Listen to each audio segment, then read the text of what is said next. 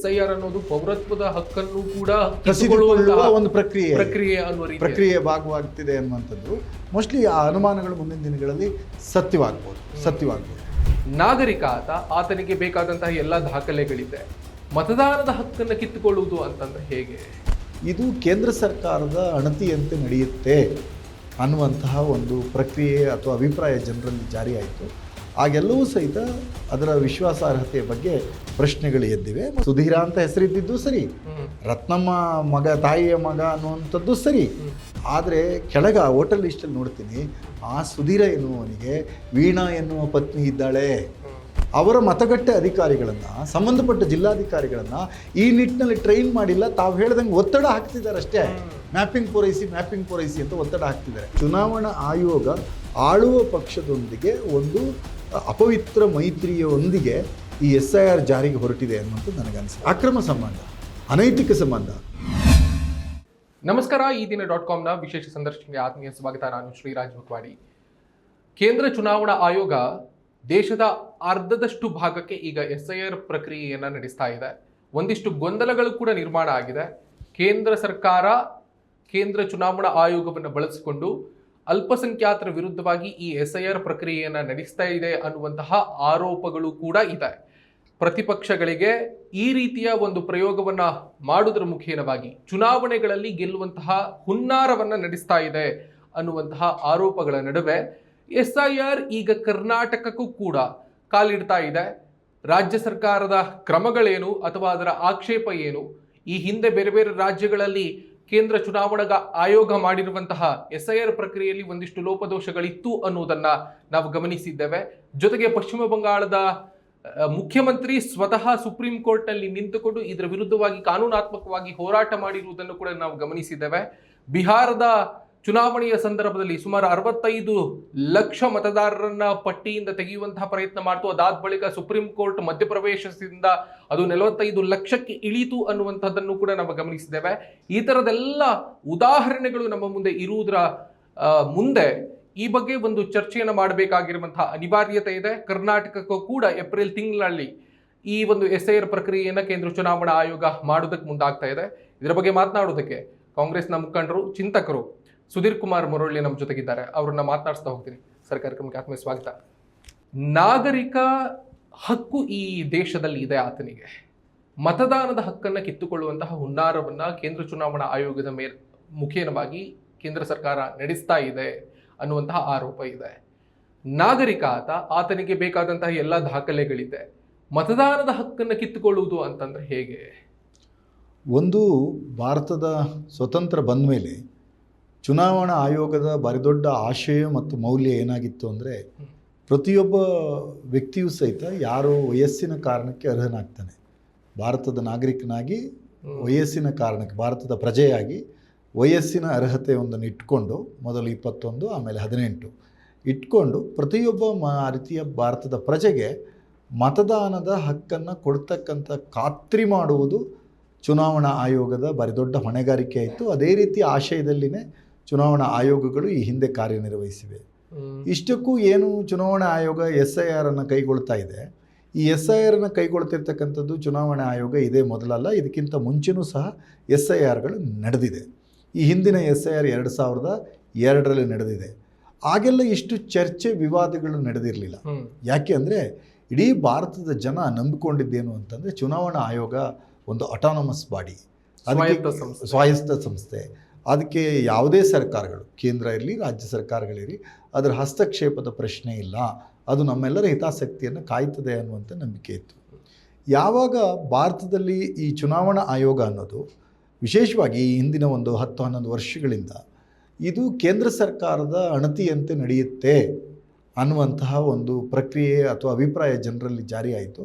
ಆಗೆಲ್ಲವೂ ಸಹಿತ ಅದರ ವಿಶ್ವಾಸಾರ್ಹತೆಯ ಬಗ್ಗೆ ಪ್ರಶ್ನೆಗಳು ಎದ್ದಿವೆ. ಮತ್ತು ಯಾವುದೇ ಸ್ವಾಯತ್ತ ಸಂಸ್ಥೆಗಳಿರಲಿ ಅಥವಾ ನ್ಯಾಯಾಲಯಗಳಿರಲಿ ಅಥವಾ ಸರ್ಕಾರಗಳಿರಲಿ, ಅದು ಅಲ್ಲಿಯ ನಾಗರಿಕರ ವಿಮರ್ಶೆಗೆ ಒಳಪಡಬೇಕು ಅನ್ನುವಂಥದ್ದು ನೈಜ ಪ್ರಜಾಪ್ರಭುತ್ವದ ಆಶಯ. ಹಾಗಾಗಿನೇ ಇಡೀ ಭಾರತದ ಜನ SIRನ್ನು ಕೈಗೊಂಡಿರ್ತಕ್ಕಂಥ ವಿಧಾನಗಳ ಬಗ್ಗೆ ಆಕ್ಷೇಪವನ್ನು ವ್ಯಕ್ತಪಡಿಸ್ತಾ ಇದ್ದಾರೆ. ಈ ಆಕ್ಷೇಪಕ್ಕೆ ಸಕಾರಣಗಳಿವೆ. ತಾವೇ ಪ್ರಸ್ತಾಪ ಮಾಡದಂತೆ ಬಿಹಾರದ್ದಿರ್ಬೋದು ಅಥವಾ ನಾಡ್ದು ಇತ್ತೀಚೆಗೆ ನಡೆಯಲಿರುವ ಚುನಾವಣೆ ವೆಸ್ಟ್ ಬೆಂಗಾಳಲ್ಲಿ ಏನು ಅಲ್ಲಿಯ ಮುಖ್ಯಮಂತ್ರಿಗಳೇ ಹೋಗಿ ಸುಪ್ರೀಂ ಕೋರ್ಟ್ನಲ್ಲಿ ನಿಂತು ಪ್ರಶ್ನೆ ಮಾಡ್ತಕ್ಕಂಥ ಒಂದು ಸಂದರ್ಭ ಏನು ನಿರ್ಮಾಣ ಆಯಿತು, ಇದೆಲ್ಲವನ್ನು ಗಮನಿಸಿದಾಗ ಈ SIR ಪ್ರಕ್ರಿಯೆ ಅನ್ನೋದು ಸಮರ್ಪಕವಾಗಿಲ್ಲ ಅನ್ನುವಂಥದ್ದು, ಮತ್ತು ಇದನ್ನು ಪರೋಕ್ಷವಾಗಿ ಸುಪ್ರೀಂ ಕೋರ್ಟ್ ಸಹಿತ ಸಮರ್ಪಕವಾಗಿ ನಡೀತಿಲ್ಲ ಅನ್ನೋದನ್ನು ಅದು ಹೇಳಿದೆ. ಅದು ಹೇಳಿದ್ದರ ಕಾರಣಕ್ಕಾಗಿಯೇ ಬಿಹಾರದಲ್ಲಿ ಒಂದಷ್ಟು ಮತ್ತೆ ಪಟ್ಟಿಗೆ ಸೇರುವಂತಾಯಿತು. ಈಗ ಅದೇನೋ ವಿದೇಶಿಗರು ಅಂತ ಅವರು ಹುಡುಕಿದ್ದು ಇಷ್ಟೆಲ್ಲ ಮಾಡಿ ಏನೋ ಹೇಳ್ತಾರಲ್ಲ, ಸಮುದ್ರವನ್ನೇ ಎಲ್ಲ ಬಲೆ ಹಾಕಿ ಬೀಸಿ ಎಳೆದು 2 ಕಪ್ಪೆ ಚಪ್ಪು ಹಿಡಿದ ಹಾಗೆ ಅಲ್ಲೇನೋ ಒಂದು 10 ಜನ ವಿದೇಶಿಗರಿದ್ದಾರೆ, ಅದರಲ್ಲಿ 5ರಷ್ಟು ಜನ ಹಿಂದೂಗಳಿದ್ದಾರೆ, ಇನ್ನೊಂದು 5ರಷ್ಟು ಜನ ಮುಸಲ್ಮಾನರಿದ್ದಾರೆ ಅನ್ನುವಂಥ ರೀತಿಯ ಅಭಿಪ್ರಾಯಗಳೇನು ಬರ್ತಾ ಇದೆ. ಇದು ಸುಪ್ರೀಂ ಕೋರ್ಟಿಗೂ ಸಹಿತ ಒಂದಷ್ಟು ಕೆಲವು ಪಟ್ಟಿಗಳನ್ನು ಮಾಡ್ತು. ಈಗ ಕರ್ನಾಟಕದಲ್ಲಿ SIR ಮಾಡಲಿಕ್ಕೆ ಚಾಲ್ತಿ ಇದೆ. SIR ಮಾಡೋದಕ್ಕೆ ಪೂರ್ವಭಾವಿಯಾಗಿ ಏನು ಮಾಡಬೇಕು, ಅವರು ಮ್ಯಾಪಿಂಗನ್ನು ಮಾಡಬೇಕು. ಈಗ ಆಲ್ರೆಡಿ ನಾವು ಏನು ಮತದಾರರ ಪಟ್ಟಿಯಲ್ಲಿ ಇದ್ದೀವಿ, ನಮ್ಮನ್ನು 2002ನೇ ಇಸ್ವಿಯ ಮತದಾರರ ಪಟ್ಟಿಯ ಜೊತೆಗೆ ಮ್ಯಾಪಿಂಗ್ ಆಗಬೇಕು. ಸೊ ಈ ಮ್ಯಾಪಿಂಗ್ ಪ್ರಕ್ರಿಯೆ ಏನಿದೆ, ಇದು SIRನ ಒಂದು ಭಾಗ, ಅದು ಬೇರೆ ಭಾಗ ಅಲ್ಲ. ಅದು SIRನ ಒಂದು ಭಾಗವಾಗಿಯೇ ಆ ಮ್ಯಾಪಿಂಗ್ ಕಾರ್ಯಕ್ರಮ 2025ರ ಅಕ್ಟೋಬರ್ ತಿಂಗಳಿಂದ ನಡೀತಾ ಇದೆ. BLOಗಳು ಅಂದರೆ ಬೂತ್ ಲೆವೆಲ್ ಆಫೀಸರ್ಸ್ ಅಂತ ಏನಿದ್ದಾರೆ, ಅವರು ಚುನಾವಣಾ ಆಯೋಗದ ಕಾಲಾಳುಗಳು.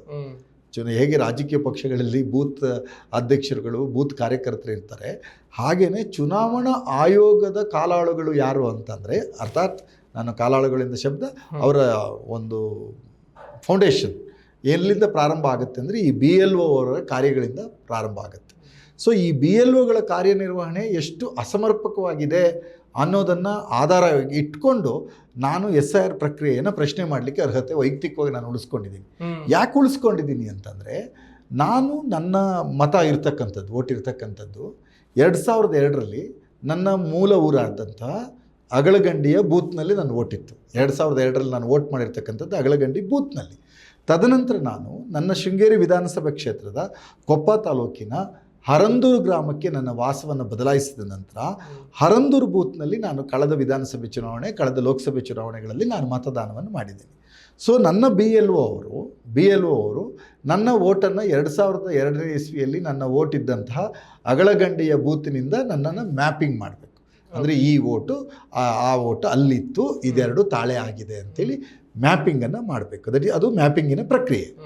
ಇಲ್ಲಿ ವಿಶೇಷ ಏನು ಅಂದರೆ, ನನ್ನ BLO, ನಾನು ಹರಂದೂರಿನಲ್ಲಿ ಈಗ ವೋಟ್ ಮಾಡ್ತಕ್ಕಂಥ BLO ಏನಿದ್ದಾರೆ, ಮತಗಟ್ಟೆ ಅಧಿಕಾರಿ ಏನಿದ್ದಾರೆ, ಆ ಅಧಿಕಾರಿ ಹತ್ರ ನಾನು ಪ್ರಶ್ನೆ ಕೇಳಿದೆ, ಏನ್ರಿ ನಂದು ಆ ಮ್ಯಾಪಿಂಗ್ ಏನಾದರೂ ಆಯಿತಾ?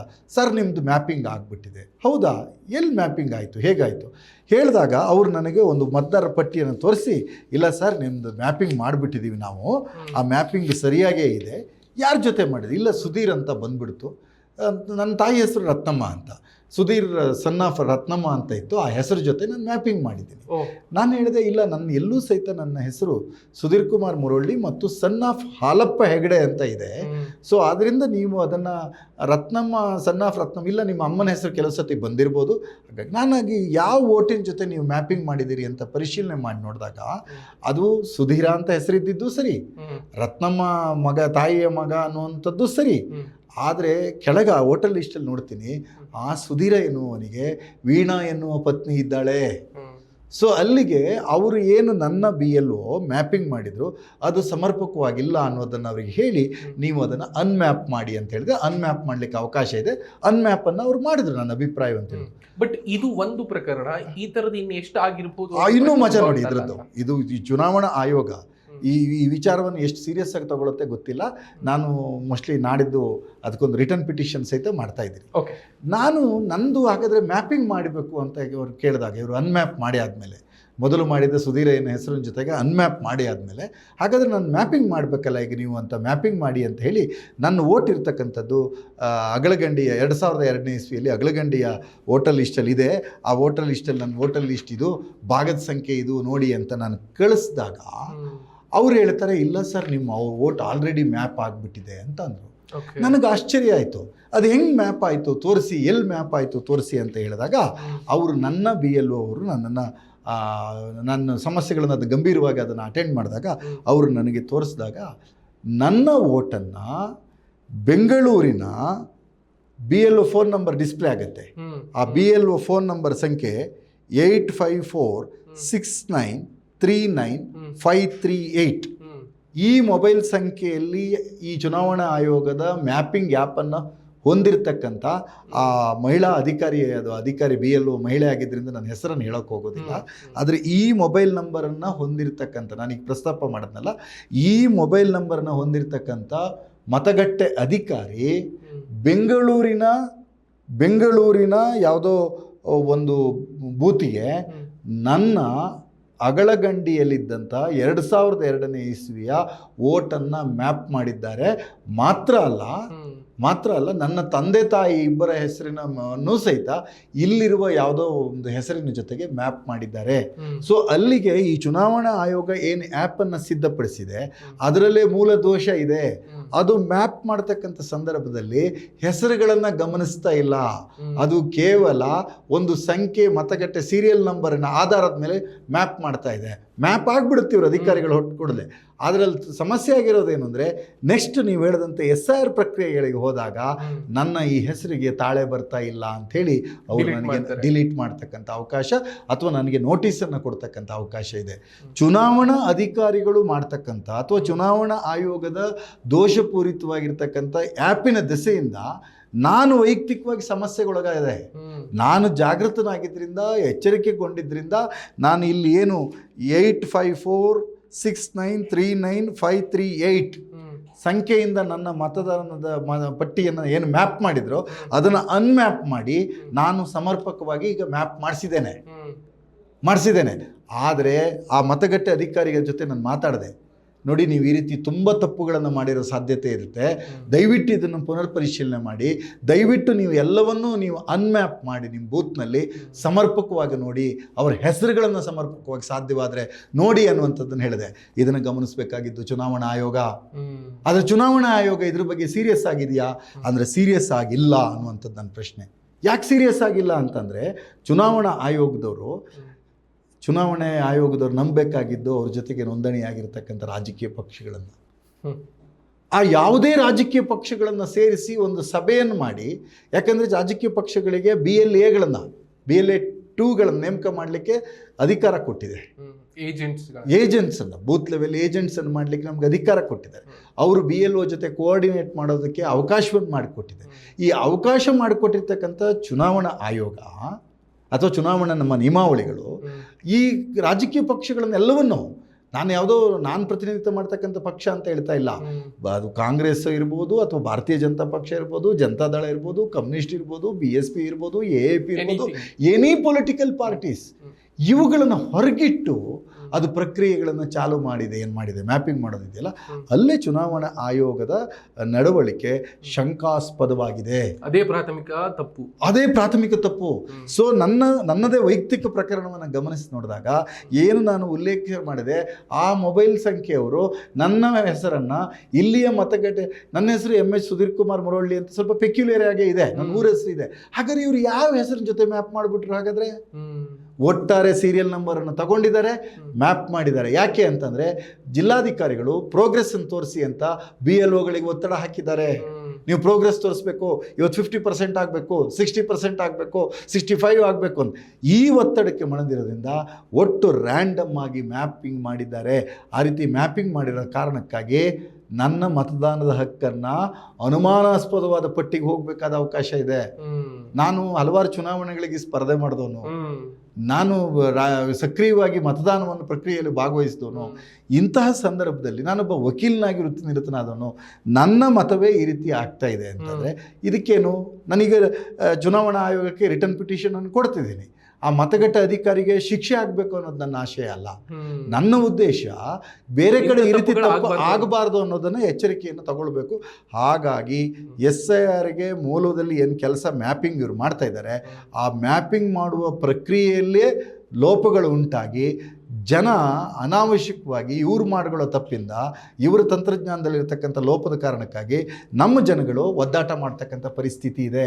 ನಾನು ಮತಗಟ್ಟೆ ಅಧಿಕಾರಿ ಹತ್ರ ಅನ್ಮ್ಯಾಪ್ ಮಾಡಲಿಕ್ಕೆ ನನ್ನೂರಿನ BLOಗಳು ನನ್ನೂರಿನ ನಾನು ಸಹಿತ ಅವ್ರ ಜೊತೆ ಹಲವಾರು ಬಾರಿ ಫೋನ್ ಸಂಭಾಷಣೆ ಮಾಡಬೇಕಾಯ್ತು. ಅವ್ರ ಫೋನೇ ರಿಸೀವ್ ಮಾಡದೇ ಇರೋ ಪರಿಸ್ಥಿತಿ. ತದನಂತರ ಮೆಸೇಜನ್ನೆಲ್ಲ ಕಳಿಸಿದ ಮೇಲೆ ಅವ್ರನ್ನ ಅನ್ಮ್ಯಾಪ್ ಮಾಡಿಸ್ಬೇಕಾದ್ರೆ ನಾನು 1 ದಿನಗಳ ಗಟ್ಟಲೆ ಕಾಯ್ಬೇಕಾಯ್ತು.